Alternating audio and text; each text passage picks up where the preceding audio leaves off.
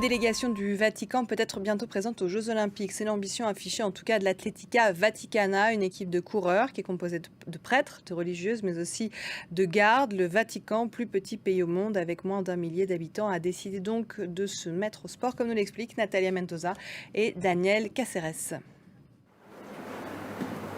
Originaire de l'Est de la France, Sœur Marie a dédié une bonne partie de sa vie au service de l'Église catholique.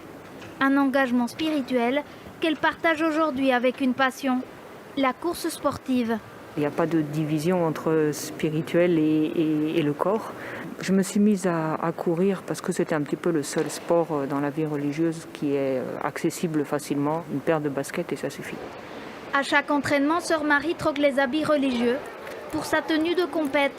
Car à l'appel de Dieu s'est joint celui de l'Atletica Vaticana, la première association sportive reconnue par le Saint-Siège.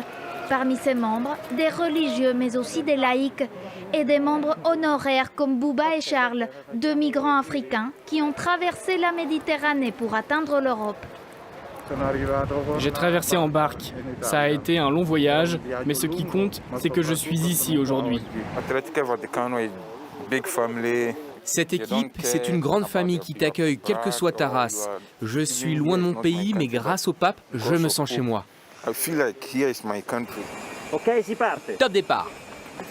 Ce matin, l'équipe participe à une course caritative amateur sur un parcours de 10 km autour du Vatican. Pour éviter des rassemblements, les groupes partent décalés. Monseigneur Melchior est un des fondateurs de l'équipe. À travers le sport, ces marathoniens portent les valeurs du pape François. La rencontre, l'inclusion, la fraternité et le dialogue. Le but, c'est pas de gagner ou de... Voilà, c'est vraiment ce sens de courir ensemble et d'être frères et sœurs ensemble. La course, c'est comme une prière. Quand je cours, je profite du paysage, je prie, je pense à l'homélie pour la messe de l'après-midi. À la fin de la course, pas de gagnant, mais une satisfaction commune. L'équipe des marathoniens du pape a le vent en poupe. Chaque année, elle attire de nouveaux athlètes.